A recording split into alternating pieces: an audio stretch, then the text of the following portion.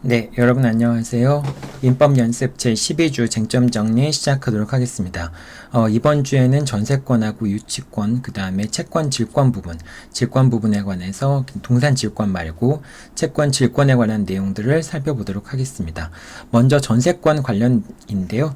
전세권 중에는 보통 이제 채권적 전세와 물권적 전세 두 가지가 있잖아요. 그 두 가지를 좀 여러분들이 구분해야 될 필요가 있는데, 물권적 전세 같은 경우에는 양도가 가능하죠. 하지만 이 채권적 전세 같은 경우에는 임대인의 동의가 있어야지만 양도를 할 수 있다는 점에서 물권적 전세와 채권적 전세가 차이가 있고요.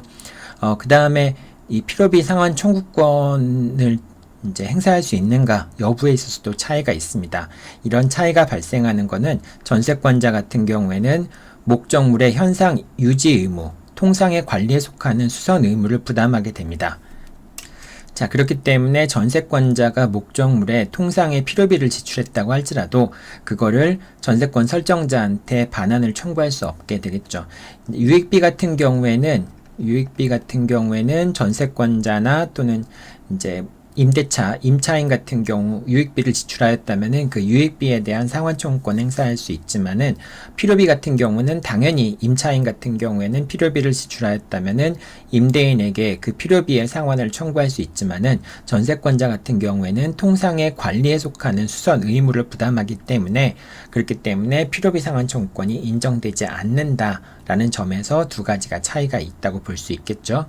자, 그 다음에 전세권 같은 경우에는 이제 전세 기간 만료 6개월에서 1개월 사이에 뭐 갱신을 거절하거나 또는 조건 변경 없이는 갱신하지 않겠다는 통지를 한 경우에는 그럼 이제 전세권 기간이 만료됨으로써 전세권이 소멸하게 되는데, 만약에 그런 별도의 뭐 이제 갱신 거절이라든지 그런 게 없었다라고 한다면은 그 임대차 기간이 만료됐을 때 다시 전세 계약 기간이 만료됐을 때 전세 계약은 다시 갱신이 됩니다.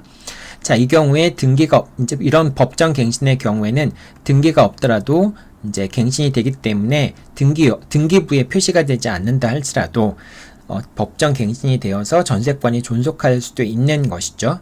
자, 그렇기 때문에 실제 등기부의 내용과 다른 그런 형태의 전세권이 존속하게 될 수도 있습니다. 자, 이 경우에 등기 없는 법정 갱신된 전세권 같은 경우에는 존속기간을 정하지 않은 전세권이 됩니다. 따라서 이제 소멸 청구를 하거나 그렇게 될 수 있겠죠. 자, 그 다음에 전세 목적물을 양도했을 경우에 이제 이렇게 갑이 전세권 설정자고 우리 전세권자인 경우에 이 X 부동산에 대해서 병한테 소유권을 이전해 준 경우에, 자, 그런 경우에 갑은 전세권 설정 계약 관계에서 탈퇴하게 되고 병이 새로운 전세권 설정자의 지위를 취득하게 됩니다. 그래서 이제 병과 을 사이에 전세 계약 관계, 전세권 설정 계약 관계가 유지가 이제 존속하게 됩니다.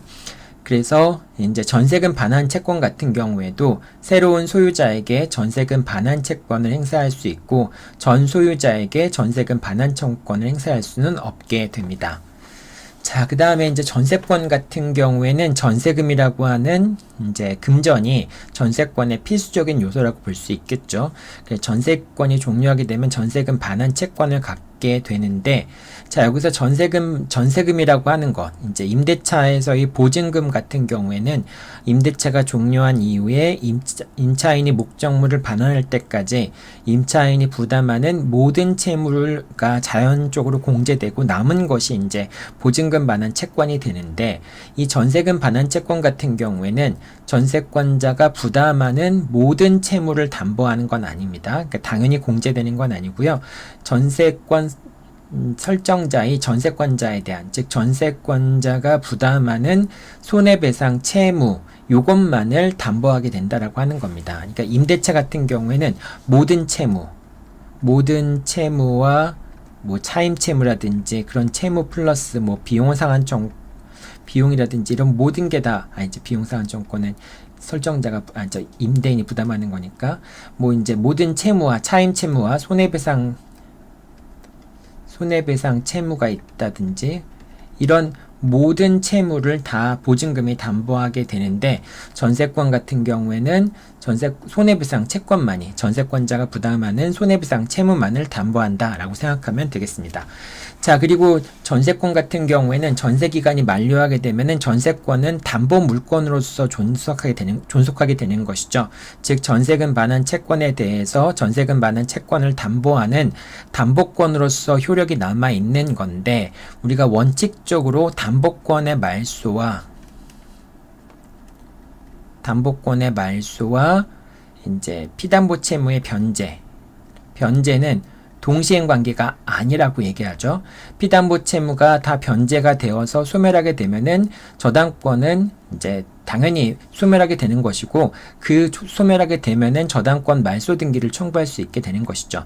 그렇기 때문에 피담보 채무의 변제가 더 우선적으로 이행되어야 되고, 피담보 채무가 다 변제됨으로써 담보권이 말소하게 되면 그때 비로소 말소를 청구할 수 있는 게 원칙인 것이죠.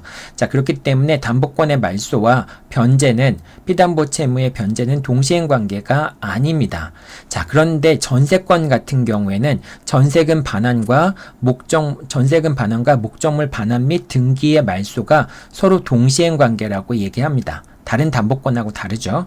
자, 그렇기 때문에 이제 전세금을 반환하는 것과 등기를 말소하는 것 동시에 이루어져야 된다라고 하는 겁니다. 이제 아까도 얘기했지만 저당권 같은 경우에는 피담보 채권과 저당권 말소는 동시행 관계가 아니고, 피담보 채권에 대한 변제가 먼저 이행이 이루어지고 그 다음에 저당권이 말소가 돼야 되는 거겠죠. 자, 동시행 관계가 아닌데,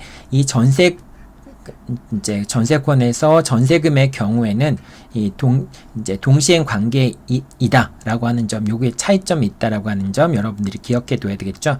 보통 이제 전세권이 종료하게 되면 전세금 반환을 담보하는 전세권과 저당권 같은 경우에는 같은 동일한 법리로 보면 되는데, 이렇게 동시행 관계라든지 이런 부분에서는 차이가 있습니다. 자, 그 다음에 전세금 반환 채권의 양도인데요. 자, 전세금이라고 하는 건 전세권의 본질적인 요소이기 때문에 전세권이 존속하는 기간 중에는 전세권과 전세금 반환 채권을 분리해서 양도하는 것이 허용되지 않습니다. 그래서 전세금 반환 채권만 전세권과 분리해서 하는 처분행위는 무효가 되고요. 다만 전세권 소멸을 조건으로 해서 장래에 발생하게 될 전세금 반환 채권을 조건부로 양도하는 거, 전세권 소멸을 하게 되면은 그때 전세금 반환 채권을 제3자한테 양도한다든지 이런 조건부로 처분하는 것은 가능합니다. 장래의 채권도 양도할 수가 있으니까요. 자, 그 다음에 전세권이 소멸한 경우, 그러니까 전세기간이 만료됐다든지 그랬기 때문에 전세권이 소멸한 다음에 전세금 반환 채권을 양도하는 경우도 있는데요. 자, 이런 경우에는 이제 이 전세권이 소멸한 다음에는 이 전세금이라고 하는 것은 전세권에 의해서 담보되는 거죠. 전세권에 의해 담보된다라고 하는 것이죠. 즉, 이때 전세권이라고 하는 것은 이제 담보 물건으로서의 전세권과 같은 역할을 하게 되는 것이죠. 자, 그래서 이제 전세권과 플러스 전세금 반환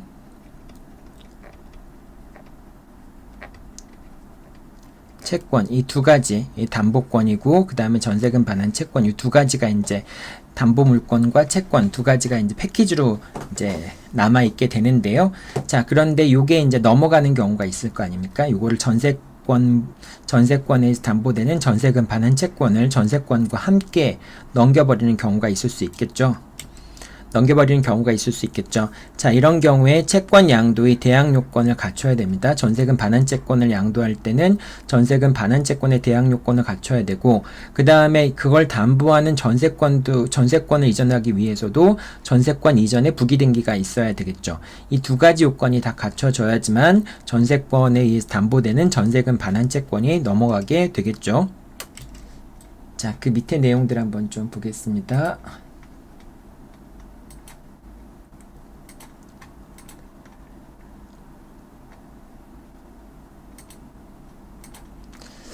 자, 그래서 이제 그 전세권이 존속 기간 중에 전세권과 전세금 반환 채권을 분리해서 양도하지 못하지만은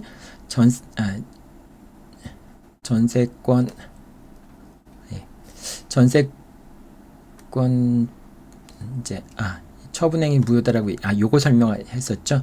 전세권 소멸 후에 전세금 반환 채권을 양도하는 경우에 전세금 반환 채권에 대해서는 채권 양도의 대항 요건을 갖춰야 되고요. 그 다음에 이제 전세권이 이전되기 위해서는 전세권 이전의 부기 등기가 필요합니다. 요거는 이제 전세 기간이 만료가 되면은 용익 물권으로서의 전세권은 소멸하게 되고 담보 물권으로서의 전세권만 존속하게 되잖아요. 이제 이렇게 되는 경우에는 전세권 이전에 부기 등기를 하게 됩니다. 저당권부 채권 같은 경우에도 채권 양도, 저당권에 의해서 담보되는 채권, 이 경우에도 요게 저당권부 채권이 양도가 되는 경우에는 채권 양도의 대항 요건도 갖춰야 되고 저당권 이전에 부기 등기도 있어야 되는 거잖아요. 근데 마찬가지로 전세권에서 담보되는 전세금 반환 채권을 양도하기 위해서는 채권 양도에 대한 절차를 갖춰야 되고요. 그 다음에 또 전세권 이전의 부기 등기를 갖춰야 됩니다. 자, 근데 그 이전의 부기 등기, 전세권 이전의 부기 등기가 전세금 반환 채권의 양도 통지나 승낙을 가름할 수는 없습니다. 그러니까 전세권 이전의 부기 등기가 있었다고 해서 그것이 채권 양도에 대한 대항 요건, 즉 채무자나 채무자에 대한 통지나 승낙 또는 제3자한테 채권 양도를 주장하기 위해서는 확정일자 있는 증서에 의한 통지나 승낙이 있어야 되겠죠. 자, 근데 이런 경우에 이제 이전에 부기 등기가 있었다고 해서 그래서 양도 통지나 승낙을 가름할 수는 없다. 그러니까 채권 양도의 대항 요건과 저당권 이전의 요건을 다 각자 갖추어져야 된다라고 하는 것이죠. 다만 이제 이 저당권도 마찬가지지만은 이 전세권과 전세금 반환 채권 이 경우에 이 전세권 이전의 부기 등기와 그 다음에 전세금 반환 채권의 대항 요건이 같은 날 갖춰지면 상관없겠지만은 이게 분리가 될 경우가 있을 거 아닙니까?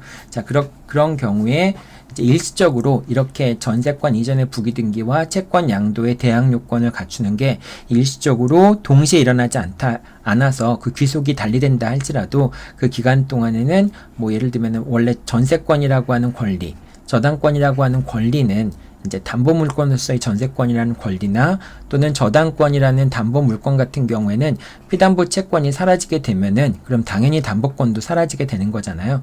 하지만 일시적인 귀속이 달라지는 걸로 인해서 뭐 전세권이나 저당권이 담보하는 그런 전세금 반환 채권이나 또는 뭐 피담보 채권이 존재하지 않는다고 하더라도 그렇더라도 전세권이 소멸하는 건 아니다라고 생각하면 됩니다. 자, 그 다음에 전세권의 소멸 청구인데요. 뭐 이제 성질 또는 약정한 방법으로 사용 수익하지 않은 경우 또는 양도, 담보 제공, 전세권, 임대 금지, 특약을 위반한 경우 이런 경우에 소멸을 청구할 수 있고요. 이때 소멸을 청구했을 때 이제 등기를 해야지만 전세권이 소멸하는가 여부에 대한 논란이 있죠. 자, 그 다음에 소멸 통고 같은 경우에는 기간이 약정이 없는 경우에는 통고받을 날로부터 6개월 내. 아까 이제 법정 갱신의 경우에도 기간에 약정이 없는 전세권이라고 그랬잖아요. 그래서 통지받은 날로부터 6개월이 경과하면은 전세권은 소멸하게 됩니다. 자, 이 경우에도 등기를 해야지만 전세권이 소멸하는 것인가, 등기 없이도 소멸하는 것인가에 대해서는 학설이 대립하고 있다는 정도로 여러분들이 정리하면 됩니다. 자, 그 다음에 전세권은 부동산의 일부에 대해서 전세권을 설정하는 것도 가능하죠.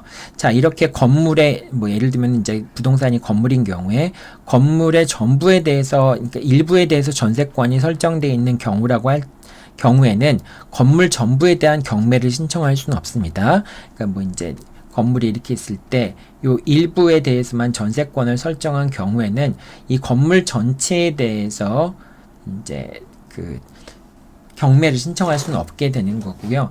다만 이제 어떤 사정에 의해서 이제 직접 전세권자가 건물 전체에 대한 경매를 청구할 수는 없지만은 제3자가 이 건물 전체에 대해서 강제 경매를 신청해서 이제 그 배당 절차가 갖춰졌을 때 그런 경우에 이 일부에 대한 전세권자라고 하더라도 이 전체 매각 대금에서 전세권의 우선순위에 따라서 변제를 받을 수 있다라고 하는 점도 꼭 기억해 둬야 되겠죠. 즉 전체에 대한 경매를 청구할 수는 없지만은 그 부동산에 대해서 건물에 대해서 경매가 진행되면은 전체 매각 대금에 대해서 전세권자가 우선 변제를 받을 수 있게 됩니다. 자, 그 다음에 전세권 저당권인데요.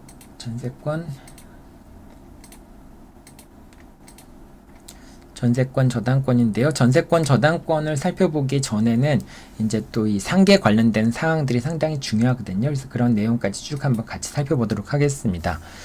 자, 전세권 저당권이라고 하는 것은 이제 이렇게 되는 경우를 얘기하는 것이죠. 갑이 전세권 설정자고 을이 전세권자인데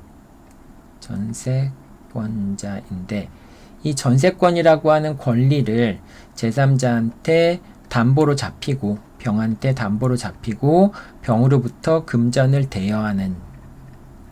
대여하기 위한 이런 제도를 전세권 저당권이라고 얘기를 합니다. 즉 병한테는 전세권에 대해서 저당권을 설정해 주는 겁니다. 이걸 이제 전세권 저당권이라고 얘기를 하죠. 전세권 저당권이라고 얘기를 합니다. 전세권 저당권이 설정된 경우에 을이 병한테 대여금을 변제하지 않으면은 병은 우리가 보통 부동산을 이제 경매에 넘기듯이 전세권을 경매에 넘길 수 있습니다. 그래서 경락이 되면은 매각 대금이 들어왔을 때 거기에서 전세권 이제 병이 우선 변제를 받는 식으로 전세권 저당권이 실행이 되겠죠.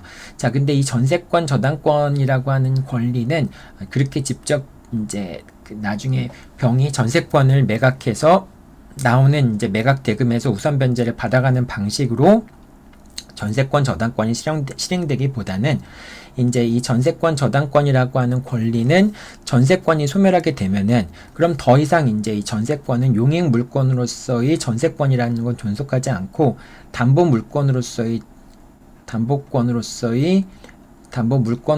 전세권만 존속하게 되는 거잖아요. 따라서 이런 경우에 전세권 저당권 자체는 소멸하게 됩니다. 왜냐하면 저당권이라고 하는 건 용익 물권에 대해서 저당권이 설정되어 있는 것이지 담보 물권의 성질을 갖는 전세권에 대해서 저당권이 설정될 수는 없잖아요. 따라서 병이 을에 대해서 갖고 있던 전세권 저당권이라고 하는 권리는 전세권의 기간 만료로서 전세권 저당권 자체도 다 소멸하게 됩니다.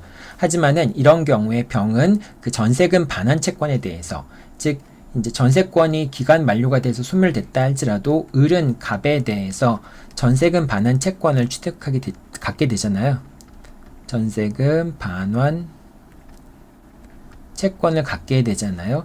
이 전세금 반환 채권이라고 하는 것은 전세권이 사라지면서 남게 되는 그런 그 재산이라고도 볼 수 있겠죠. 물론 정확하게 얘기할 수는 없겠지만, 그래서 이 전세금 반환 채권에 대해서 병은 전세권 저당권이라는 것이 사라진 것 대신에 여기에 대해서 이제 그 물상 대위를 할 수 있게 됩니다. 물상 대위를 한다는 것은 결과적으로 전세권에 대한 저당권이 소멸되면서 남는 가치에 대해서 전세금 반환 채권에 대해서 병이 이제 담보권을 갖고 취득하게 되어서 우선 변제권을 행사할 수 있다라고 하는 걸 의미하는 것이거든요. 자, 따라서 병은 이 전세금 반환 채권에 대해서 물상 대위를 할 수 있습니다. 자, 물상 대위라고 하는 것은 담보권이 소멸한 다음에 남아있는 그 재산에 대해서 특히 이제 이런 채권 같은 거에 대해서 거기서 담보권을 행사할 수 있는 걸 물상 대위라고 얘기를 하죠. 자, 그런데 이 물상 대위를 하기 위해서는 먼저 이 전세금 반환 채권이 갑에서 을한테 지급되기 전에 이 전세금 반환 채권에 대한 압류가 걸려야 됩니다. 왜냐하면 압류가 되지 않는다면 언제든지 갑은 을에게 전세금을 반환할 수 있죠. 전세권 저당권이 설정되어 있다고 해서 갑의 을에 대한 전세금 반환이 금지가 되는 것은 아닙니다.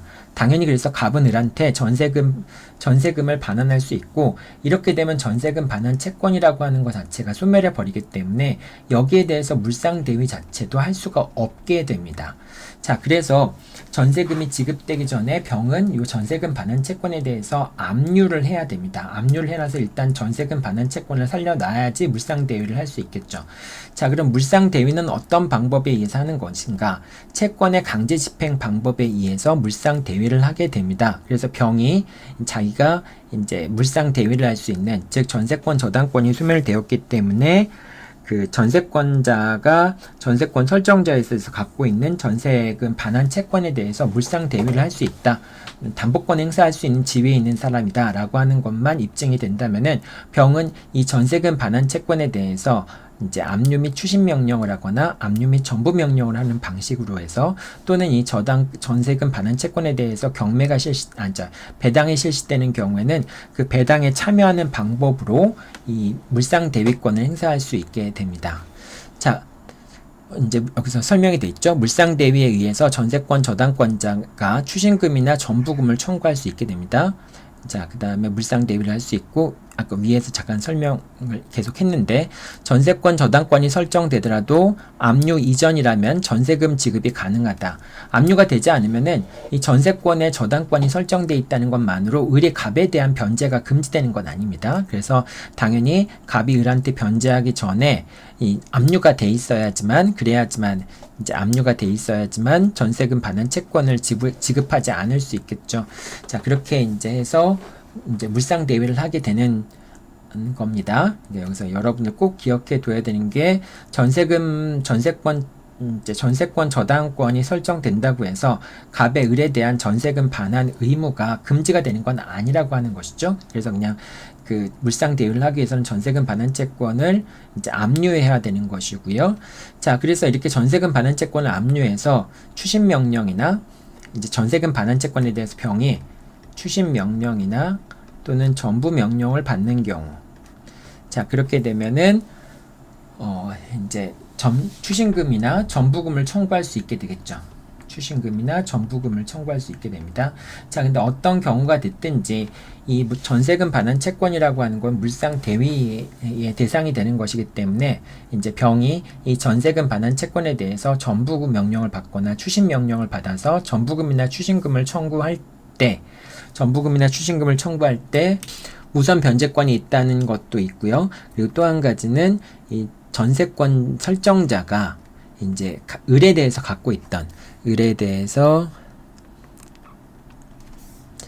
대해서 이제 뭐 어떤 채권 같은 거, 뭐 대여금 채권 같은 게 있을 수도 있고요.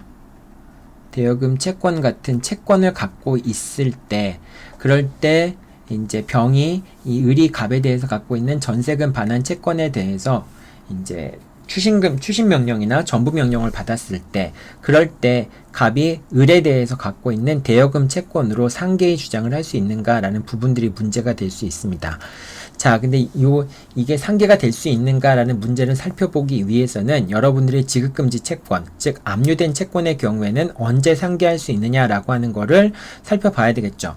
자, 지급금지된 채권을 압류할 수 있는가라고 하는 경우는 세 가지 경우로 나눠서 꼭 살펴봐야 됩니다. 첫 번째, 지급금지 되기 전에 상계 적상 상태에 있는 경우라고 한다면은 이건 당연히 변제기와 상관없이 상계를 할 수 있겠죠. 자, 그런데 지급금지 이전에 자동채권을 취득했지만 하지만 아직 상계 적상 상태에 있지 않은 경우, 즉 지급금지 이후에 변제기가 도래하는 경우라고 한다면은 그러면은 자동채권의 변제기가 지급금지된 수동채권의 변제기와 같거나 더 빠른 경우에만 상계가 가능하게 됩니다. 자, 그리고 자동채권의 변제기가 늦다면은 즉 이제 이렇게 되는 거죠. 갑이 을에 대해서 갖고 있고 병에 대해서 채권을 갖고 있는데, 여기서 이제 을이 병에 대해서 갖고 있는 채권에 대해서 요 A 채권이라고 하는 걸로 볼 때, 요 A 채권에 대해서 갑이 이 A 채권에 대해서 뭐 이제 압류 및 추심 명령, 압류 및 전부 명령을 받았을 때, 그럴 때 병이 을에 대해서 갖고 있는, 즉 제3채무자가 채무자에 대해서 갖고 있는 이 대여금 채권이라든지 뭐 다른 채권도 상관없습니다. 이런 채권과 이제 전부금 청구와 그 다음에 추심금 청구에 대해서 병이 이제 이렇게 됐을 때 이제 병이 상계항변을 할 수 있겠는가, 이렇게 추심금을 청구해 오거나 또는 전부금을 청구해 올 때 병이 을에 대해서 갖고 있는 대여금 채권과 상계를 주장할 수 있는가라는 부분이 문제가 되고 있는 건데요. 자, 그럴 때 이제 자동채권의 변제기가 수동채권의 변제기와 같거나 더 빠르다면, 즉 이제 병의 입장에서 자동채권이라고 하는 것은 자기가 을에 대해서 갖고 있는 대여금 채권이 되겠죠. 그 다음에 수동채권이라고 하는 것은 을이 병한테 청구할 수 있는 요 A 채권이라는 것이 되겠죠. 요 A 채권에 그러니까 자동채권의 변제기, 즉 대여금 채권의 변제기가 요 A채권 압류의 대상이 된 즉 지급금지의 대상이 된 채권의 변제기보다 더 빠르거나 같다면은 그러면은 병은 상기항변을 할 수 있다라고 얘기하는 것이죠. 자, 그 다음에 이제 세 번째 경우는 지급금지 이후, 즉 압류 이후에 자동채권을 취득한 경우에는 이런 경우에는 상기할 수 없죠. 자, 그래서 요 세 가지 경우를 나눠서 여러분들 항상 살펴봐야 상계가 되는지 여부를 살펴봐야 된다라고 생각하면 되고요. 그리고 다만 이제 비록 지급금지 이후에, 즉 압류 이후에 채권이 발생되었지만은 상계가 가능한 경우도 있죠. 왜냐하면 이제 압류나 가압류 이전에 상계 적상 상태에 있었거나 또는 매도인에 대한 자동채권을 가압류 이전에 취득했고 변제기가 같거나 빠른 경우, 자, 이런 경우에도 역시 상계가 가능하게 됩니다. 자, 그 다음에 이제 요거는 지금 여러분들 매매 계약의 경우를 따로 설명하는 겁니다. 이제 매매대금 채권과 매수인이 매도인에 대해서 자동채권을 갖고 있는 경우에 아까도 얘기했지만 첫 번째 가압류, 압류 이전에 상계 적상 상태에 있는 경우엔 당연히 상계할 수 있고요. 그 다음 두 번째, 지급금지 이전에 채권을 취득했지만은 이제 아직 상계 적상 상태가 아니었던 경우, 이런 경우에는 자동채권에 대한 변제기가 수동채권에 대한 변제기와 같거나 더 빠른 경우에만, 그런 경우에만 추징금 또는 전부금 청구에 대해서 상계항변을 할 수 있습니다. 병이 상계항변을 할 수 있다는 뜻이죠. 자, 그 다음 세 번째, 이제 매매대금 채권에 대해서 지급금지가 되기 전에, 그 전에 이제 지급금지가 된 이후에 자동채권을 취득하였다면은 이제 매수인이 매매대금 채권을 가압류 이후에 취득하였다면은 그러면 자동채권을 취득한 경우에 상계를 할 수 없게 됩니다. 가압류 이후에 자동채권을 취득하게 되었다면은 즉 이제 가압류 이후에 매수인이 매도인에 대해서 자동채권, 대여금 채권이라 이런 것들을 취득한 경우에는 상계할 수가 없게 됩니다. 자, 그리고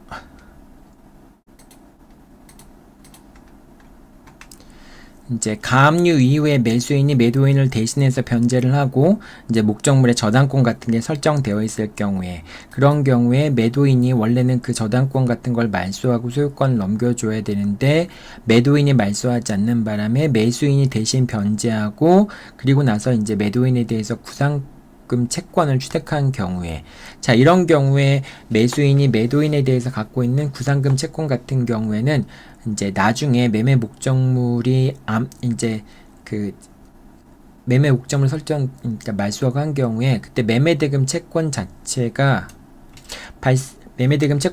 발생한 이후에 구상금 채권이 발생하였다 할지라도 상계가 가능하다라고 하는 겁니다. 이 경우에는 이제 매매대금 채무와 이제 이제 지급금지 이후에 발생한 채권이 서로 이제 동시행 관계에 있기 때문에 변제기가 동일하다고 볼 수 있겠죠. 자, 그래서 비록 이제 매매대금 채권에 대한 지급금지가 된 이후에 매수인이 매도인에 대해서 이제 채권을 취득한 경우라고 할지라도, 이제 그렇게 할지라도 지급금지 이전에 이제 사실은 저당권 말소 등기 의무가 있었기 때문에 대신 대위 변제하고 저당권을 말소시킨 그런 것은 이제 결국은 저당권 말소 의무에 이제 대신 변제해서 구상금 채권을 취득한 경우에는 그런 것은 저당권 말소 등기를 청구할 수 있는 권리에 변형된 형태라고 보기 때문에 압류 이후에 발생한 채권이라고 보지 않는 것이죠. 그리고 이제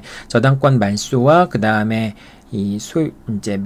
저당권을 말소해 주는 것과 매매대금 지급은 서로 동시행 관계인 거니까 마찬가지로 이 구상금 채권도 이제 매매대금 채권과 동시행 관계인 것이니까 더 이상 이제 변제기가 뭐 다르다거나 그런 건 아니고 변제기가 동일하겠죠. 그리고 이제 아까 얘기했지만은 제3채무자 입장에서는 제3채무자가 채무자에 대해서 갖고 있는 채권이 이제 변제기가 수동채권의 변제기와 동일하다면 상계할 수 있다고 얘기했잖아요. 자, 그렇기 때문에 이런 경우에는 이제 비록 압류 이후에 이제 자동채권이 발생했다 할지라도 그 자동채권은 압류 이전에 발생한 것과 마찬가지인 것이고, 요 저당권을 말소해야 된다라고 하는 그런 채무나 이제 매매대금 채무는 서로 동시행 관계인 것처럼 그 구상금 채권이라고 하는 거는 저당권의 말소를 청구할 수 있는 권리가 변경된 거니까 그 구상금 채권과 역시 매매대금 채권도 동시행 관계이기 때문에 이제 결과적으로 이 구상금 채권이라고 하는 것은 비록 압류 이후에 발생했다고 하지만은 압류 이전에 발생한 것과 마찬가지고, 압류 이전에 발생한 채권 같은 경우에는 이제 그 변제기가 더 빠르거나 같으면은 상계할 수 있잖아요. 자, 근데 상계할 수 있는데 여기서는 동시행 관계니까 변제기가 동일하다고 볼 수 있는 것이 되겠죠. 그래서 상계할 수 있다라고 하는 점 여러분이 이제 기억해 두면 될 것 같습니다. 이 부분은 상계 부분에서 여러분들이 살펴보는 내용이죠. 그래서 요건 이미 이제 잘 알고 있는 내용일 텐데요. 좀 내용이 어렵긴 하지만 여러분들이 요거를 반드시 머릿속에 집어넣고 헷갈리지 않게 계속 반복적으로 여러분들이 공부를 해야 됩니다. 그러지 않으면은 이게 시험 문제 나오게 됐을 때 아무리 이 내용을 안다고 하더라도 시간이 오래 걸릴 수밖에 없어요. 그래서 여러분이 이런 경우가 나오면은 문제를 자동적으로 해결할 수 있도록 여러 번 연습을 하고 있어야 됩니다. 자, 그럼 이제 요 지급금지의 경우에 상계의 얘기를 왜 했느냐? 그럼 이제 요 문제도 전세권 저당권자가 물상 대위를 하는 경우에 그럴 때 상계가 가능한가 여부가 논란이 되기 때문에 그렇습니다. 자, 전세권 저당권의 경우에도 물상 대위를 했을 경우에 상계의 문제가 발생을 하는데요. 이제 여기 갑이 전세권 설정자이고 그 다음에 을이 전세권자일 때, 그리고 병이 전세권 저당권자일 때,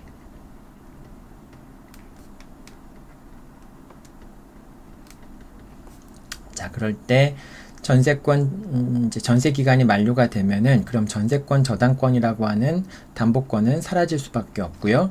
병은 이제 을이 갑에 대해서 갖고 있는 전세금에 대해서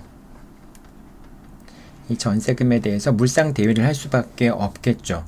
물상 대위를 한다는 얘기는 이 전세금 반환 채권을 압류한 다음에 추심 명령을 받거나 또는 압류한 다음에 전부 명령을 받거나 또는 이제 배당 요구 절차에서 이제 우선 변제를 받는 방법, 이런 방법으로 물상 대위권을 행사를 할 수 있잖아요. 자, 그래서 병이 을이 갑에 대해서 갖고 있던 이 전세금 반환 채권에 대해서 추심금이나 전부금을 청구하는 경우에 갑이 을에 대해서 반대 채권, 이제 그 자동 채권을 취득하고 있을 때, 뭐 예를 들면 대여금 채권이라고 한번 해봅시다. 대여금 채권을 갖고 있을 때 이 대여금 채권을 상계할 수 있는가라는 부분이 문제가 되잖아요. 아까 이제 요거하고는 좀 지금 갑을병이 바뀐 상태가 되는 거죠. 채권자, 채무자, 그 다음에 제3채무자 같은 경우에는 을이 이제 요 병에 대해서 A 채권을 갖고 있을 때 요 A 채권을 갑이 압류하고 추심 명령을 받거나 전부 명령을 받았을 때 병이 을에 대해서 갖고 있는 채권, 요 자동채권 같은 경우에는 이 자동채권의 변제기가 그러니까 이제 상계 적상 상태, 이미 A 채권이 지급금지 되기 전에 상계 적상 상태에 있다면은, 그렇다면은 상계할 수 있고, 두 번째 상계 적상 상태는 아니더라도 요 자동채권이 A 채권이 압류되기 전에 발생한 채권이라고 한다면은 이제 변제기 비교를 통해서, 그 다음 세 번째는 요 자동채권이 A 채권이 압류된 이후에 발생한 채권이라고 한다면은 요건 상계가 안 되는 것이 되겠죠. 자, 그런데 이제 마지막 세 번째의 경우에도 아까 설명을 했었지만은 이제 그 기초가 되는 법률 관계가 미리 존재하고 있었기 때문에, 그래서 자동채권이 압류 이후에 발생했지만은 압류 이전에 발생한 자동채권과 동일하게 취급될 수 있고, 그 다음에 요 A 채권과 자동채권이 동시행 관계라고 한다면은 변제기가 같은 걸로 볼 수 있기 때문에 상계할 수 있다, 이렇게 얘기했잖아요. 그게 이제 갑을병이 바뀌어서 병이 여기서는 이제 채권자의 지위, 그 다음에 을이 채무자의 지위, 갑이 제3채무자의 지위와 비슷한 꼴이 되는 것이죠. 자, 여기서 갑이 전세금 반환 채권에 대해서 추심 명령을 받거나 전부 명령을 받았을 경우에 요 대여금 채권이 있는데, 이것도 마찬가지로 이제 갑이 이 전세금에 대해서 추심 명령이나 전부 명령에 따라서 추심금 반환 청구 또는 전부금 반환 청구가 들어왔을 때 갑이 을에 대해서 갖고 있는 대여금 채권과 상계할 수 있느냐라는 부분이 논란이 될 텐데, 요 지급금지된 채권을 상계할 때는 항상 세 가지 경우를 보라고 얘기했잖아요. 이제 지급금지 되기 전에 뭐 이제 변제 상계 적상 상태에 있는 경우, 그 다음에 이제 상계 적상 상태는 아니지만은 이제 상계 적상 상태는 아니지만은 변제기 이제 그 지급금지 되기 전에 이제 그 채권이 발생했고 변제기 비교를 통해서 자동 채권의 변제기가 더 빠르거나 그러면은 상계할 수 있다라고 얘기했고, 세 번째는 이제 압류 이후에 발생했다면 상계할 수 없다거나, 이제 이런 경우 세 가지 경우를 나눠서 얘기했잖아요. 여기서도 마찬가지로 이제 그렇게 세 가지 경우를 나눠서 판단할 수 있습니다. 다만 여기서는 이 전세권, 이 대여금 채권이 언제 발생을 해야 되느냐, 이 전세금 채권에 대해서 압류 및 추심 명령이 있거나 압류 및 전부 명령이 있는 시점으로 판단하는 게 아니라 전세권 저당권이 설정된 시점을 기준으로 판단합니다. 즉 이제 요 보통 지급금지된 채권을 상계할 수 있냐라고 하는 그 문제는 압류 시점에 상계 적상 상태에 있는지, 또는 상계 적상은 아니지만은 이미 자동채권이 발생하고 있고 변제기 비교를 한다든지, 또는 세 번째 압류 이후에 자동채권이 발생했다든지, 이렇게 세 가지 경우를 나눠서 살펴보잖아요. 근데 이 전세권 저당권의 경우에는 상계할 수 있는 시점이 언제냐면은 이 전세권 저당권이 설정된 이후에, 전세권 저당권이 설정된 이전에 대여금 채권이 발생했는가 또는 이후에 발생했는가, 요걸 기준으로 판단을 하게 됩니다. 자, 근데 이제 이 전세권 저당권이 설정돼 있을 때 이제 이 대여금 채권이 변제기가 도래한다라고 하는 거는 상계 적상 상태에 있다라고 하는 거는 생각할 수 없겠죠. 상계 적상 상태에 있다라고 하는 거 생각할 수 없겠죠. 왜냐하면 전세권 저당권이 설정될 당시에는 전세금 반환 채권이 변제기에 도달할 수 없잖아요. 그러니까 변제기에 도달하기 위해서는 자동채권과 수동채권의 변제기가 모두 도달해야지만 상계 적상 상태에 있는 건데, 지금 전세권 저당권이 설정된 시점에는 당연히 전세권이 기간이 만료되지 않았기 때문에 전세권이 이제 그 상계 적상 상태에 있는 경우라는 거 생각할 수 없잖아요. 따라서 여기서는 첫 번째 경우는 생각할 수 없고, 두 번째 경우 전세권 저당권이 설정되기 전에 이 대여금 채권이 발생했지만은 발생한 경우를 얘기하는 거겠죠. 당연히 상계 적상 상태에 있을 수는 없는 거고요. 이제 전세권 저당권이 설정되기 전에 대여금 채권이 발생을 했고, 이 대여금 채권의 변제기와 전세금 반환 채권의 변제기, 전세금 반환 채권의 변제기라고 하는 것은 결과적으로 전세기간 만료 시점이 되겠죠. 즉, 이 대여금 채권의 변제기가 전세기간 만료, 그래서 이제 전세금 반환 채권의 변제기가 도래하기 전에 이 대여금 채권의 변제기가 먼저 도래하거나, 또는 이제 전세 기간의 만료 시점을 기준으로 해서 이제 만료 시점을 대여금 채권의 변제기로 하는 것. 즉, 대여금 채권의 변제기와 전세금 반환 채권의 변제기가 동일한 경우, 이런 경우에는 이제 변제기 비교를 통해서 상계 여부를 결정을 하게 된다는 겁니다. 상계 여부를 결정하는 것이고요. 그 다음 마지막 세 번째 경우, 전세권 저당권이 설정된 이후에 이 대여금 채권이 발생했다라고 한다면 이건 상계가 안 되는 것이죠.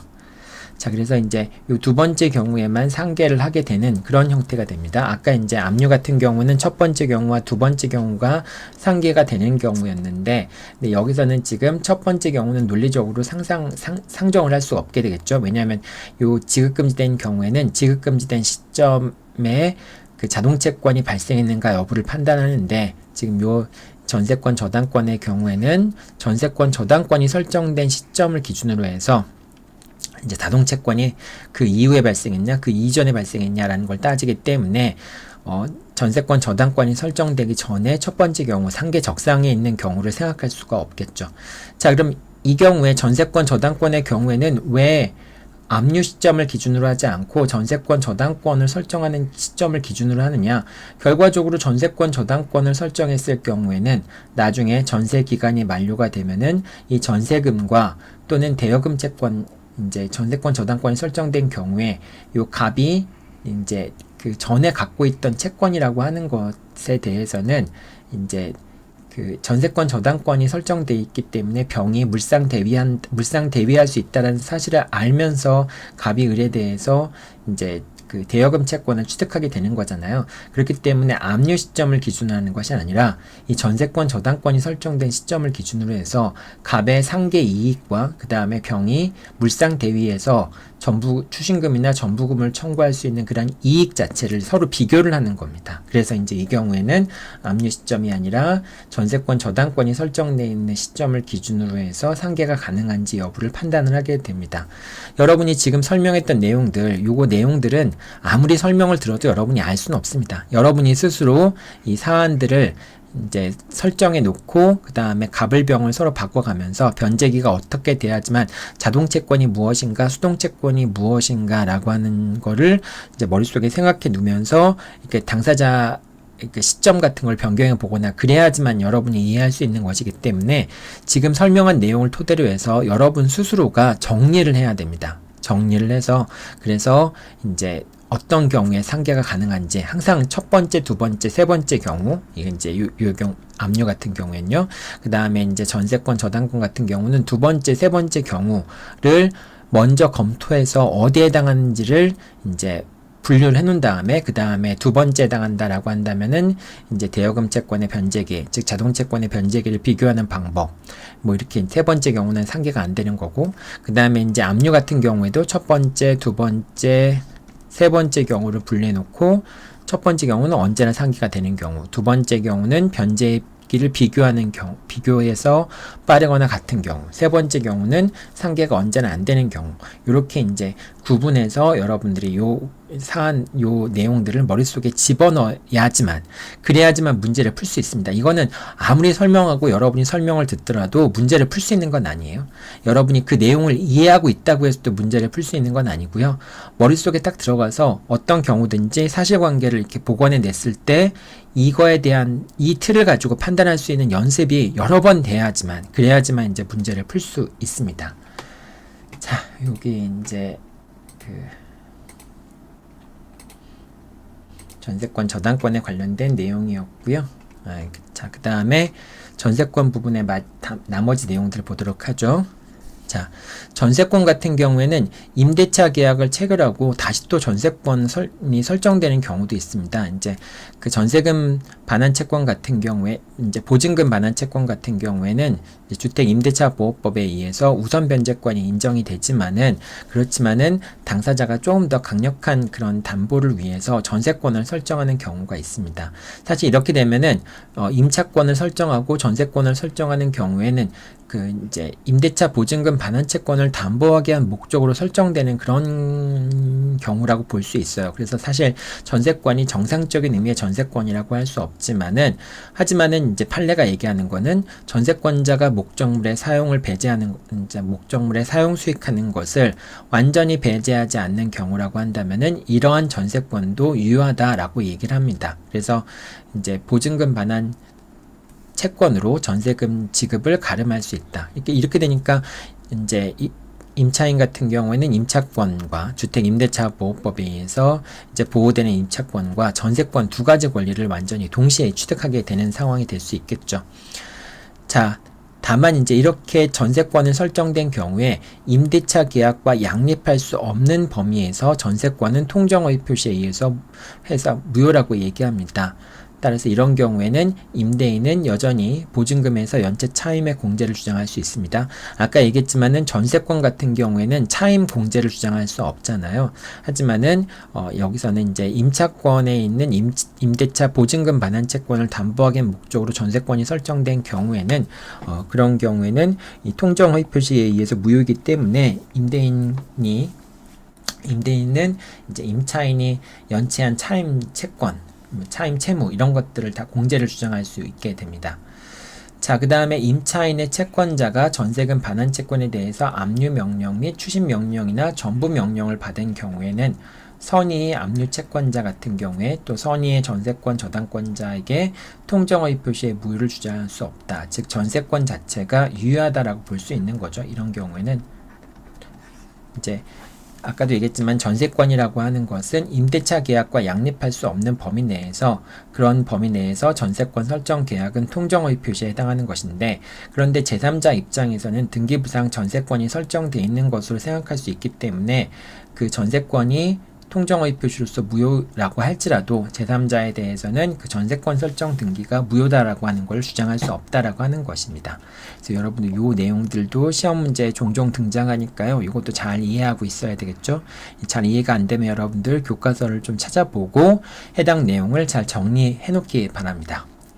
자, 그 다음에 채권 담보 목적의 전세권은 이제 순전하게 이제 이렇게 임대차 그러니까 전세 목적물에 사용 수익하는 것을 완전히 배제하지 않는 그런 전세권 같은 경우에는 유효할 수 있지만은 하지만 채권 담보 목적을 only 이게 유일하게 이제 채권 담보 목적으로만 전세권이 설정된 경우에는 그러한 전세권은 무효입니다. 당연히 전세권이라고 하는 건 용익 물권이기 때문에 채권 담보 목적으로 전세권을 설정하는 건 안 된다라고 하는 겁니다. 그래서 이 전세권은 무효이고요. 이건 좀 비교적 최신 판결이니까 여러분이 기억해 둬야 되겠죠. 자, 다음에 유치권입니다. 유치권에 대해서는 여러분들이 쭉 보면 될 것 같고요. 결련성이 있는 경우, 어떤 경우에 결련성이 있는지 없는지 여러분들이 판단하면 되는데, 결련성과 관련해서 가장 많이 나오는 것 중에 하나가, 이제 계약 명의 신탁에서 이제 신탁자의 수탁자에 대한 부당이득 반환 청구권, 이제 이 부당이득 반환이라고 하는 것은 이제 신탁 목적물과 결련 관계가 있는 것이 아니어서 유치권을 행사할 수 없다라고 얘기하죠. 그 다음에 임대차 보증금, 반환 채무 같은 경우도 결론성이 없다라고 얘기합니다.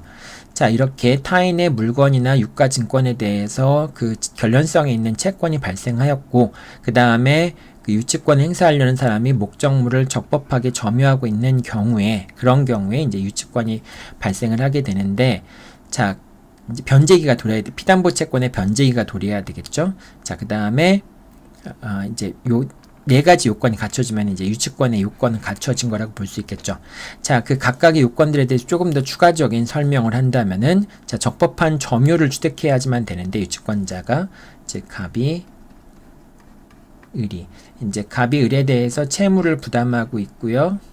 그 다음에, 을이 목적물을 점유하고 있을 때, X 부동산을 점유하고 있을 때, 이제 부동산이 됐든 동산이 됐든 점유하고 있을 때, 그럴 때 을은 이제 갑한테 유치권을 행사할 수 있겠죠.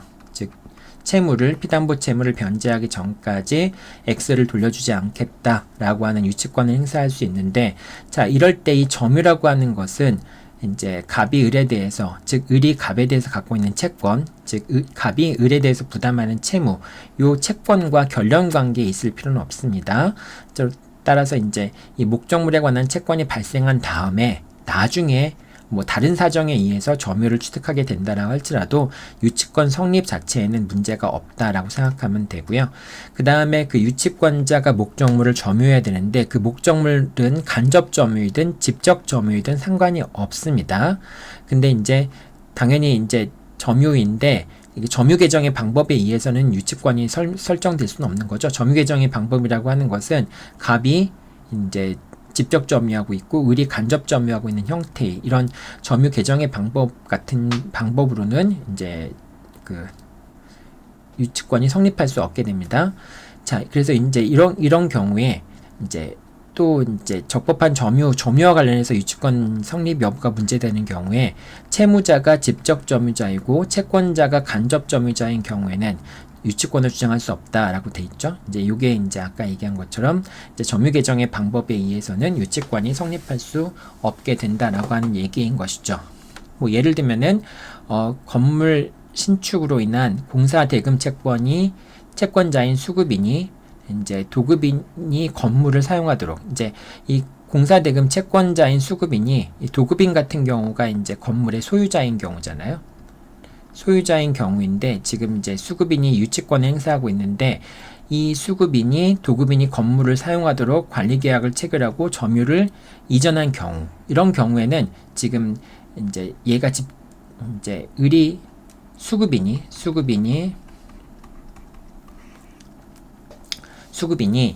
이제 그 간접 점유를 하면서 수급인이 간접 점유를 하면서 갑이 이제 소유자이지만 직접 점유를 하게 하는 그런 경우에 해당하는 거잖아요. 그래서 이제 이런 경우에는 유치권을 주장할 수 없습니다.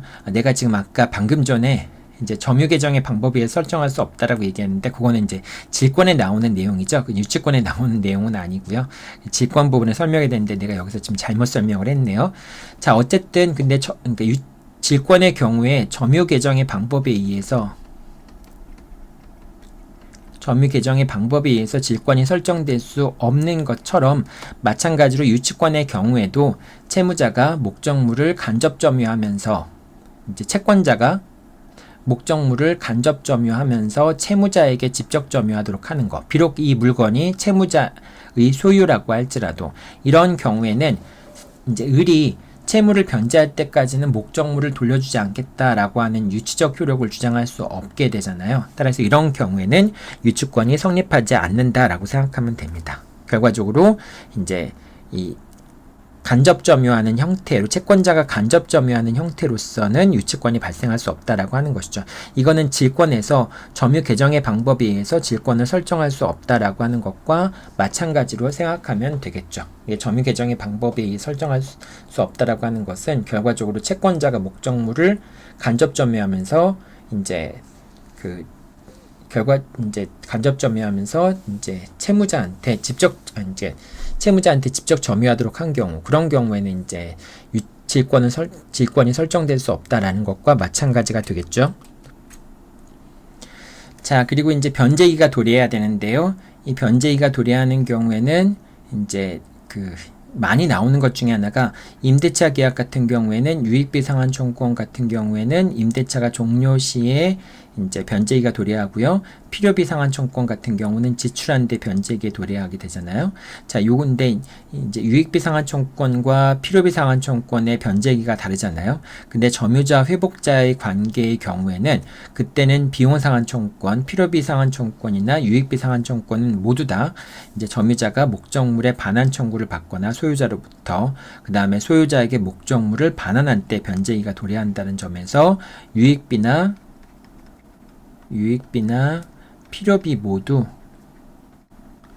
변제기가 동일하게 도달하게 되는 거죠. 근데 임대차 계약 같은 경우는 서로 변제기가 달리 이제 도달하게 되는 거죠. 따라서 여러분이 이제 유치권 부분을 이 비용상환 청구권 같은 경우는 결련성이 인정되는 대표적인 채권이잖아요. 그래서 이 비용상환 청구권 같은 경우가 변제기가 언제 도래하느냐에 따라서 유치권 발생이 되느냐 안 되느냐가 달라질 수 있기 때문에 항상 결련성이 있는 유익비 상환 청구권 또는 필요비 상환 청구권이 발생했을 경우에 유치권과 관련해서 변제기가 언젠지를 꼭 검토를 해봐야 됩니다. 자, 도급계약 같은 경우에는 공사대금 채권이라고 하는 변제기는 일의 완성 시점, 당사자의 특약이 없다면은 일의 완성 시점에 결국은 변제기가 도래한다고 볼 수 있겠죠. 그래서 이제 도급계약상의 보수 채권, 이제 공사 도급계약을 체결한 다음에 공사대금을 청구하는 식의 그런 보수 채권 같은 경우에는 변제기가 당연히 이제 결련성이 인정되는 채권인데 변제기가 언제 도달하는지에 따라서 유치권이 발생하는 요건이 갖춰졌는가 여부를 판단할 수 있겠죠. 그래서 일의 완성 시점에 특약이 없다면은 일의 완성 시점에 변제기에 도달한다라고 생각하면 되겠습니다. 자, 이제 다만 이제 요건 중에서 이제 경매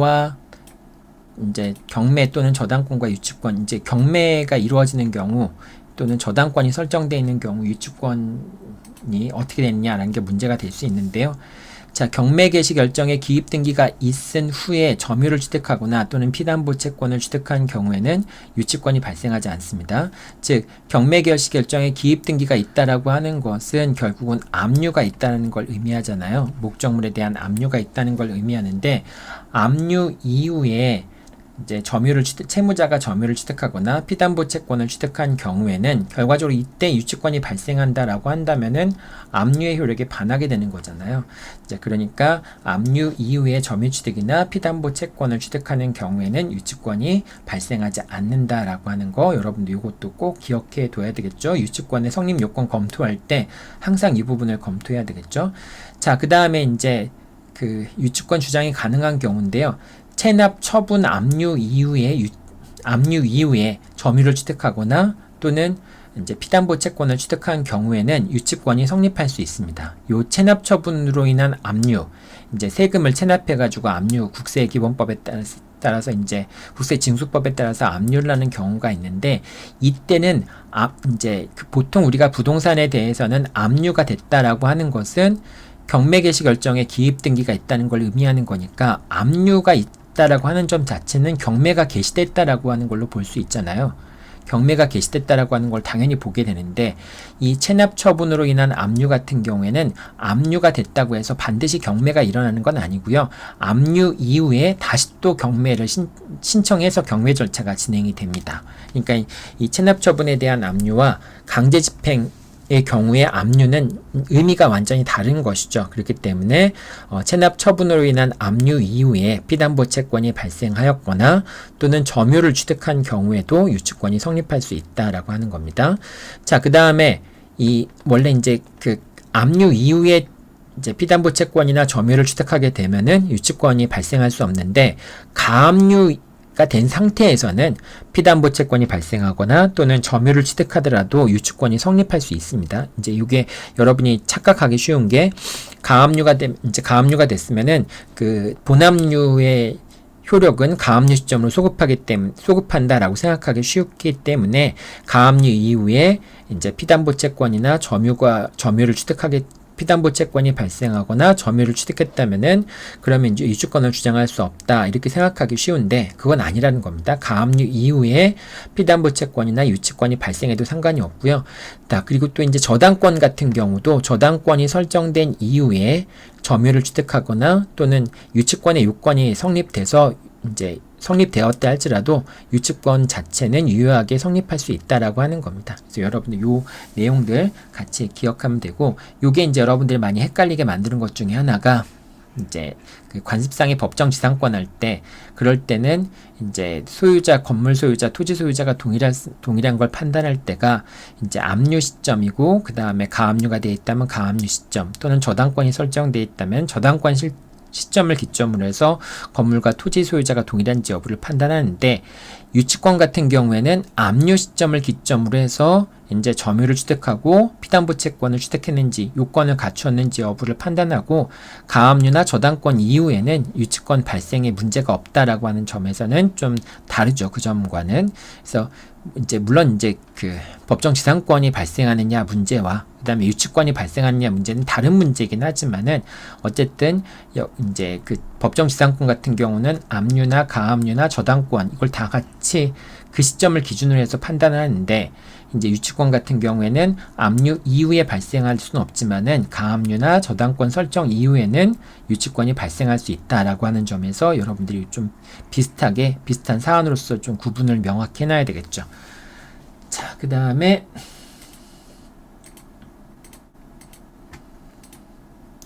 유치권의 효력인데요. 뭐 이제 상환 이행 판결을 내려야 된다라고 하는 거, 유치권의 항변을 했을 경우에, 그래서 여러분들이 이제 유치권 항변을 하는 경우에는 반드시 결론을 내릴 때는 상환 이행 판결로서 결론을 내려야 되겠죠. 만약에 유치권자가 이제 갑이 채무자이고요. 그 다음에 을이 채권자인 경우, 즉 을이 유치권을 행사하는 경우, 유치권 항변을 하는 경우에 갑이 을에게 목적물에 대한 반환 청구를 했을 경우에는, 그럴 때 이제 을이 이제 유치권의 항변을 했다라고 한다면은, 그러면 이제 법원의 판결은 이제 을은 갑으로부터 피담보 채권에 해당하는 금전을 지급받은과 동시에 목적물을 을한테 반환하라, 이렇게 이제 판단을 하게 되고요. 만약에 이제 이 X에 대해서 X가 병한테 넘어가서 병이 소유자이다. 병이 소유자인 경우에 병이 을에게 소유권에 기초해서 반환 청구권 행사하는 경우에 을은 병에 대해서도 유치권을 행사할 수 있게 되겠죠.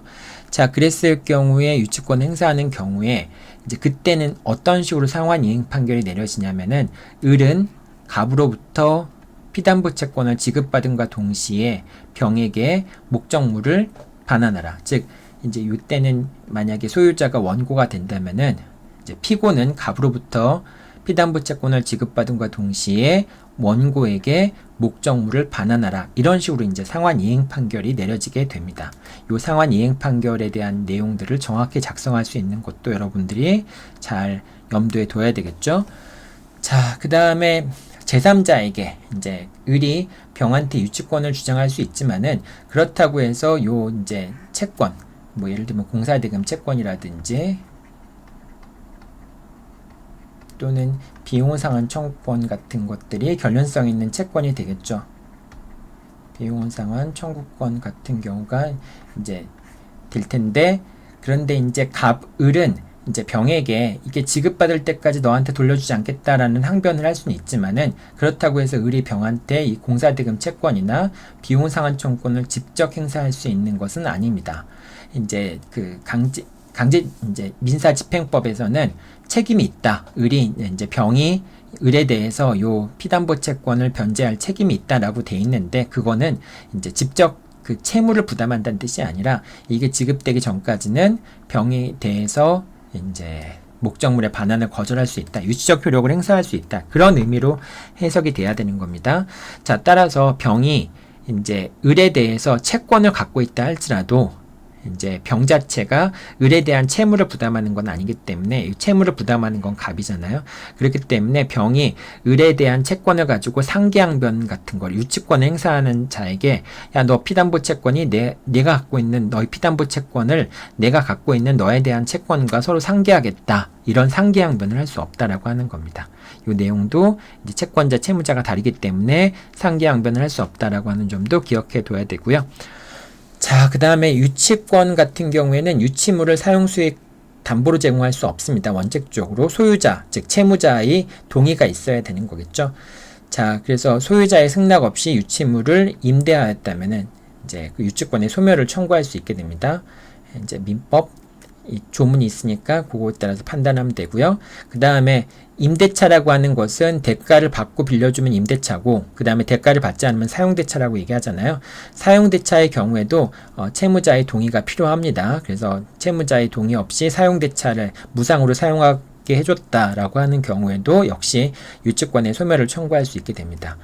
자, 그리고 이제 채무자가 이제 소유자의 동의 없이 목적물을 사용 수익한 경우에, 그런 경우에 이제 당연히 소유자는 유치권의 소멸을 청구할 수 있는데, 그 유치물에 대한 소유권을 취득한 제3취득자 같은 경우에도 이제 이렇게 되는 경우죠.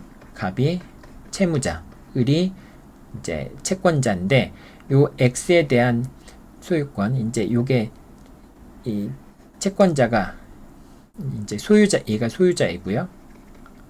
그 다음에 을이 유치권자입니다.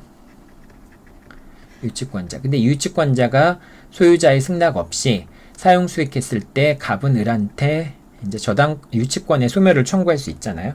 자, 근데 그러니까 을이 이제 갑의 동의 없이 목적물을 사용 수익했을 때, 그런 상황에서 병이 X에 대한 소유권을 취득했다면은, 그러면은 비록 병이 소유하는 기간 동안에 을이 이제 병의 동의를 받지 않고 사용 수익하게 만든 게 아니라고 할지라도, 제3자가 사용 수익하게 만든 게 아니라 할지라도 병은 을이 갑의 동의 없이 이제 유치물을 무단으로 사용 수익할 수 있게 했다는 걸 이유로 해서 병도 유치권의 소멸을 청구할 수 있다라고 하는 겁니다. 이것도 이제 최근 판결이니까 여러분이 잘 기억해 둬야죠.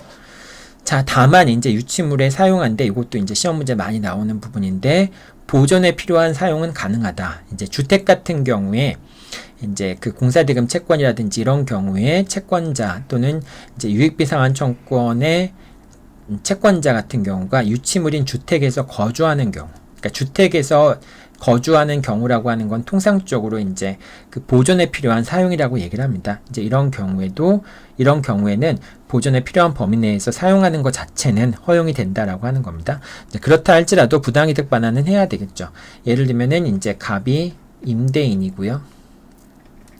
을이 임차인인 경우에, 자, 그런 경우에 을이 임차인이 갑에 대해서 비용상환청권 행사할 수 있을 때, 비용상환청을 행사할 수 있는데, 갑이 임대인이 비용을 지급하지 않는 경우에 을은 그 비용상환청권을 근거로 해서 유치권을 행사할 수 있죠.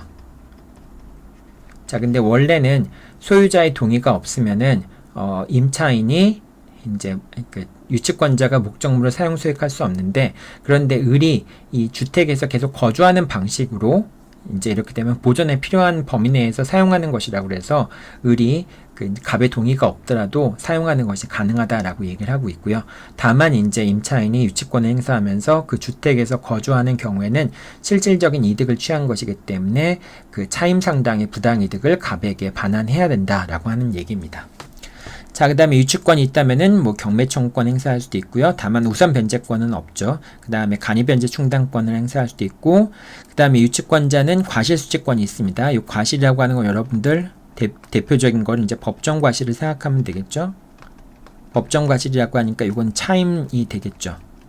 자, 차임을 얻는다라고 하는 것은 결국은 목적물을 제3자한테 사용할 수 있도록 해준다는 거잖아요. 그러니까 차임을 얻기 위해서는 반드시 소유자의 동의가 필요하게 되겠죠.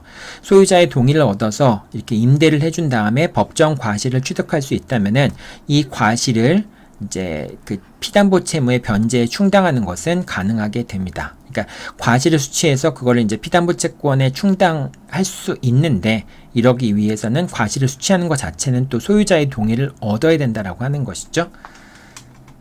자, 그 다음에 유치권 같은 경우에는 물권조 청구권이 인정되지 않습니다. 따라서 점유권에 기한 물권조 청구권만 행사하는 것이 가능하게 되겠죠. 자, 그리고 이제 그 채권, 질권 같은 경우에는 이제 동산 질권이 있지만은 동산 질권 같은 경우가 사실은 많이 이용되는 경우는 없고요. 오히려 채권 질권의 경우가 이용되는 경우들이 종종 있습니다. 자, 채권 질권 같은 경우에는 합의에 의해서 성립을 하게 됩니다. 채권 질권을 설정한다라는 합의에 성립하는데, 채권 증서가 있는 경우에는 채권 증서를 반드시 질권자에게 교부를 해야지만 질권의 효력이 발생합니다.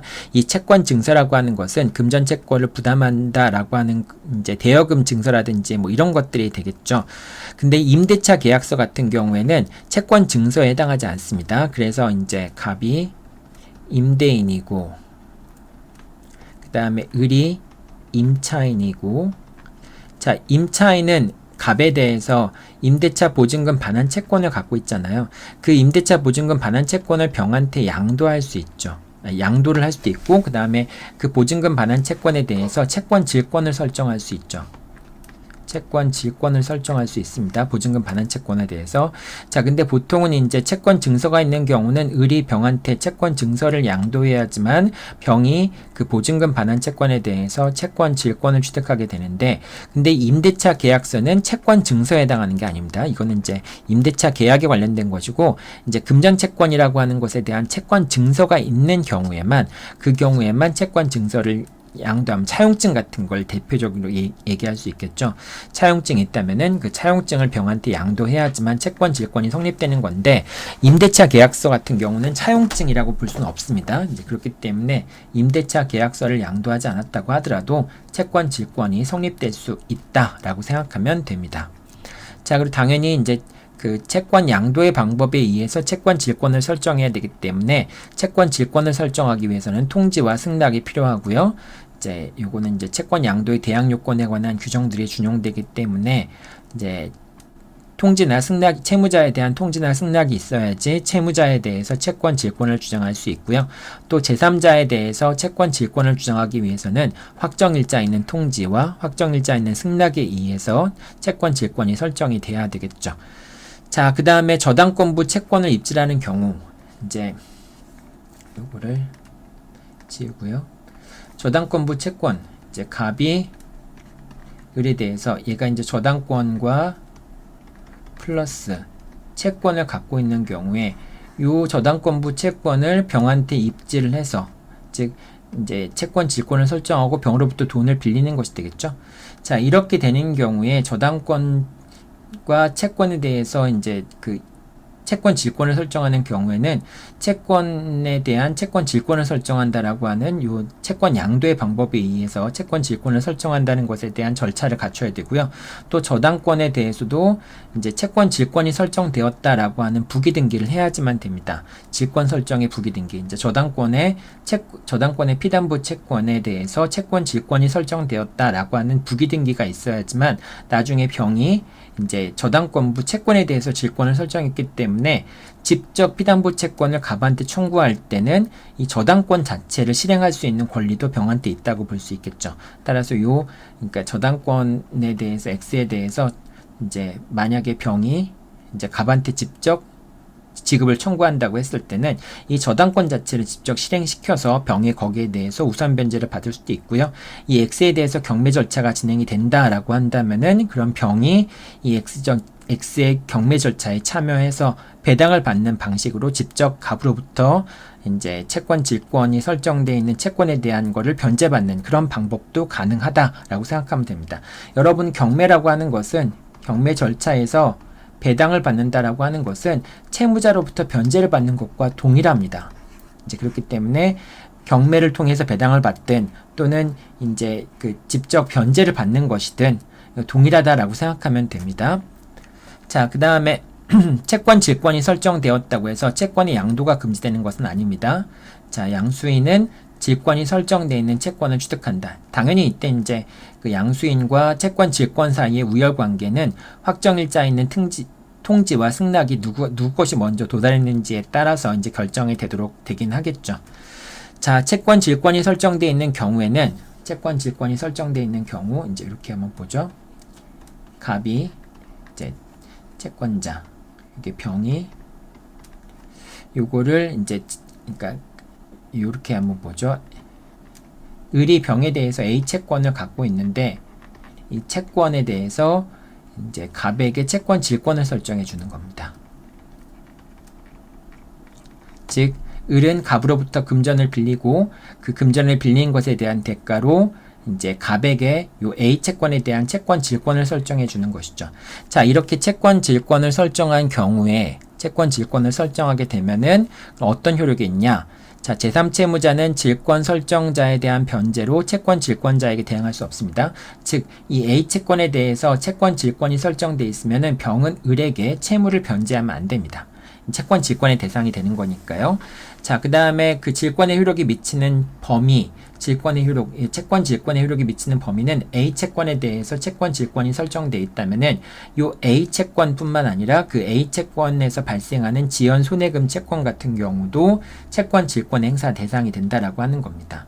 그러면 이제 채권 질권은 어떤 방식으로 실행이 되느냐? 만약에 을이 채무를 변제하지 않는다면은 갑은 직접 병에게 금전 채권의 이제 지급을 청구할 수 있게 됩니다. 자기 이제 채권의 한도 내에서 직접 갑이 병한테 청구를 할 수도 있게 되는 것이죠.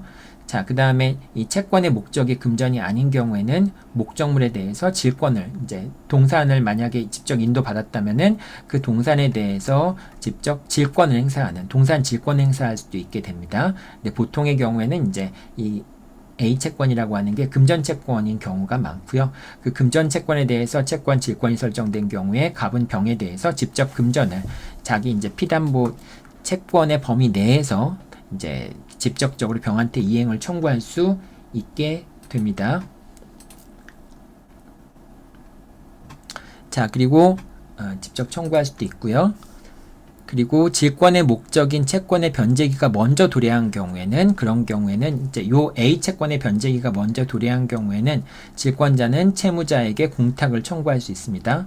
이제 그러면 A 채권의 변제기가 도래하면은 그러면은 이제 더 이상 갑은 아직까지는 채권 질권을 실행할 수 없잖아요.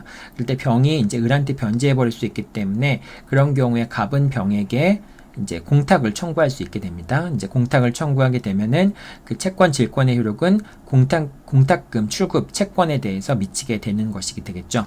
자, 이렇게 이제 갑이 병한테 직접 청구를 할 수도 있지만은 민사 집행에 의한 방법으로 이제 그 채권 질권을 실행할 수 있습니다. 민사 집행에 의한 채권을 강제 집행하는 방법에 의해서 채권 질권을 실행한다라고 하는 얘기는 추심 명령을 받거나 전부 명령을 받거나 배당 요구를 하는 방법으로 그런 경우로 이제 이 A 채권에 대해서 배당이 실시될 때 배당에 참가하는 방법 또는 이 A 채권에 대해서 전부 명령을 받거나 또는 A 채권에 대해서 추심 명령을 받는 방법으로 채권 질권을 실행할 수도 있게 됩니다. 이 경우에 담보권을 실행하는 것이기 때문에 집행 권한은 필요 없게 됩니다. 자, 그리고 이제 추심 명령과 전부 명령 배당 요구를 하는 경우라고 할지라도 갑은 담보권자로서 추심 명령을 받거나 또는 배당 요구를 하는 것이기 때문에 항상 우선 변제를 받을 수 있다라고 하는 것이고요. 이 전부 명령 같은 경우에는 다른 압류 채권자들이 있는 경우에는 전부 명령을 내리면 안 되는데, 그런데 이제 이 갑이라고 하는 사람은 이제 우선 변제권이 있는 자이기 때문에 다른 채권자가 A 채권을 압류하더라도 전부 명령을 받는 것 자체가 무효가 되진 않습니다. 만약에 이제 다른 채권자들이 A 채권에 대해서 압류를 신청한 경우에 이 A 채권을 갑한테 전부 명령을 내려버리면은 다른 채권자들이 더 이상 이제 A 채권에 대해서 이제 채무를 변제받을 수 없게 되잖아요. 그래서 이제 다른 채권자들이 압류가 경합되는 경우에는 전부 명령 자체가 무효인데, 그런데 이 경우는 갑은 우선 변제권이 있기 때문에 채권자 평등의 원칙이 적용되는 것이 아니라서 전부 명령이 떨어지더라도 갑은 이제 그 전부 명령에 따라서 A 채권을 취득할 수도 있습니다. 즉 이제 그 갑 같은 경우는 채권 질권자이면서 이제 강제 집행의 방법에 의해서 채권 질권을 실행할 수 있는데, 그럴 때 일반 채권자가 아니라 우선 변제권이 있는 채권자로서 채권의 강제 집행 절차를 이제 통해서 채무를 변제받을 수 있다라고 생각하면 되겠습니다. 자, 그리고 이제 몇 가지만 살펴보면 될 텐데요. 채권 질권자에게 채무자가 지급하였지만 그 변제가 무효인 경우가 있을 수 있습니다. 예를 들면은 첫 번째, 이제 아까도 얘기했지만은 갑이 채권 질권자, 그 다음에 을이 채무자, 그 다음 병이 제3채무자인 경우, 이제 요 A 채권에 대해서 이 채권 질권을 설정해 준 경우에, 그래서 직접 이제 갑이 을한테 직접 청구를 할 수 있기 때문에 병이 갑한테 직접 채무를 변제를 하게 되면은 그 범위 내에서 이제 갑의 을에 대한 피담보 채권이 소멸을 하게 되는 것이 되겠죠. 자, 그런데 병이 갑한테 채무를 지급했는데 요 A 채권이 존재하지 않게 되었다라고 하는 사실이 밝혀졌을 경우에, 자, 그런 경우라고 한다면은 병은 이제 갑한테 지급한 것을 돌려받아야 되잖아요. 그럴 때 이제 병이 누구한테 돌려받아야 되느냐라는 게 문제가 될 수 있습니다. 자, 이 경우에 이제 비록 A가 변제를 받았지만은 A가 변제받은 것이 법률상 원인이 없다면은 병은 누구한테 반환 청구를 할 수 있냐? 갑한테 반환 청구라는 것이 아니라 을한테 반환 청구를 할 수 있습니다. 그 점을 꼭 여러분들이 유의해야 되고요. 일단 두 번째 경우도 이제 마찬가지인데요. 근저당권부 채권에 대한 채권 질권이 설정돼 있고, 이제 요 A 채권이라는 게 근저당권부 채권이 되는 거죠. 이게 근저당권부 채권이 되는 것이죠. 이 근저당권부 채권에 대해서 채권 질권이 설정돼 있고, 그래서 이제 갑이 요 이제 X 부동산에 대해서 병이 소유하는 X 부동산에 대해서 이제 을이 저당권을 갖고 있는 거죠. 이 저당권부 채권에 대해서 채권 질권이 설정되었고, 그래서 갑이 이제 이 X 부동산에 대해서 저당권이 실행되었거나 또는 경매 절차가 진행된다면은 갑이 이 X의 경매 절차에 참가해서 배당을 받게 되는 경우가 있겠죠. 이것도 이제 직접 갑으로부터 변제를 받는 것과 동일하게 취급이 될 텐데, 이 배당을 받게 되었는데 나중에 이제 알고 보니까 사실상 이제 배당표 자체가 잘못 작성이 되어서 이제 원래는 갑이 배당받는 게 아니라 그걸 먼저 다른 정이라는 사람이 먼저 배당받아야 되는데 이 배당표가 잘못되어서 갑이 배당을 받았다라고 하는 경우에는, 그런 경우에는 다른 채권자는 원래는 갑한테 부당이득 반환 청구를 할 수 있습니다. 이제 배당표상으로 원래 정한테 배당되었다는 금액이 갑한테 배당되었다면은 원래 정은 그 자기가 배당받지 못한 이제 그 금액에 대해서 갑에게 부당이득 반환 청구를 할 수 있는데, 여기서 만약에 이제 배당받지 못한 정이 있다면은 갑이 아니라 실제로 을을 상대로 해서 부당이득 반환 청구를 해야 됩니다. 왜냐하면 병이 변제한 것에 대한 이익은 결과적으로 이제 그게 부당이득이라 할지라도 을이 이제 부당이득 반환 의무를 부담해야 되기 때문에 정은 이제 실제로 같은 배당표에서 이제 배당받은 갑에 대해서 부당이득 반환 청구를 하는 것이 아니라, 원래는 이제 배당표가 잘못되면은 배당받은 채권자에 대해서 부당이득 반환 청구를 해야 되거든요. 근데 이 경우에는 정이 을을 상대로 해서 부당이득 반환 청구를 할 수 있다라고 하는 겁니다. 6번 판결도 비교적 최근 판결이니까 여러분들 잘 이거 이해를 해놔야 되겠죠? 자, 이게 다들 어려운 내용이고요. 이거 하나 설명하려고 하더라도 사실은 시간이 꽤 걸리는 내용들인데요. 여러분들이 뭐 지금 다 이해를 못할 수도 있겠지만은 어쨌든 이 내용들을 정리해 놓고 언젠가는 이해를 해야 됩니다.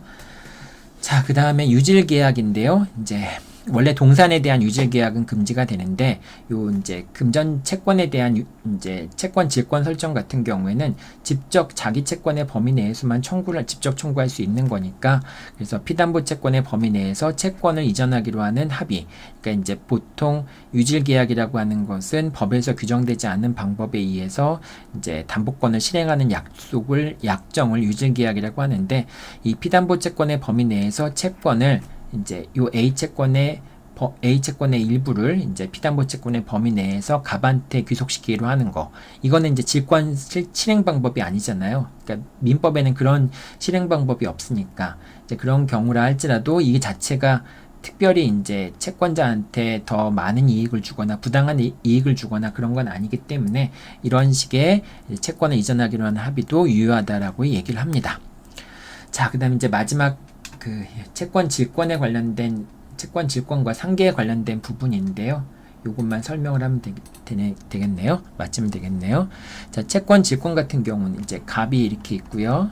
아까도 얘기했지만 을이 채무자, 그 다음에 병이 제3채무자, 얘가 채권 질권자 이렇게 돼 있는데, 요 채권 질권자가 병에 대해서 직접 변제를 청구하는 경우에 변제를 청구하거나 또는 뭐 이제 추심 명령을 받거나 또는 정부 명령을 받거나 이런 경우가 있을 수 있겠죠.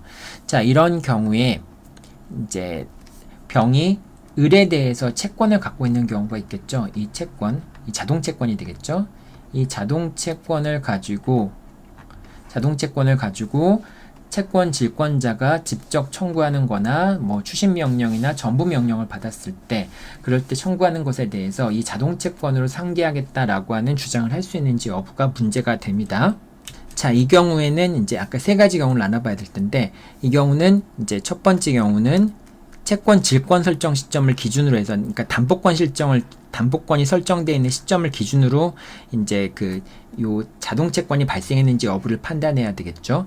자, 그래서 채권 질권 설정 전에 이 자동채권을 병이 가지고 있고, 이미 이 자동채권과 아까 얘기했던 채권, 이제 을이 병에 대해서 갖고 있던 채권이 이제 요건 채권 질권의 설정이 대상이 되는 채권이 되겠죠.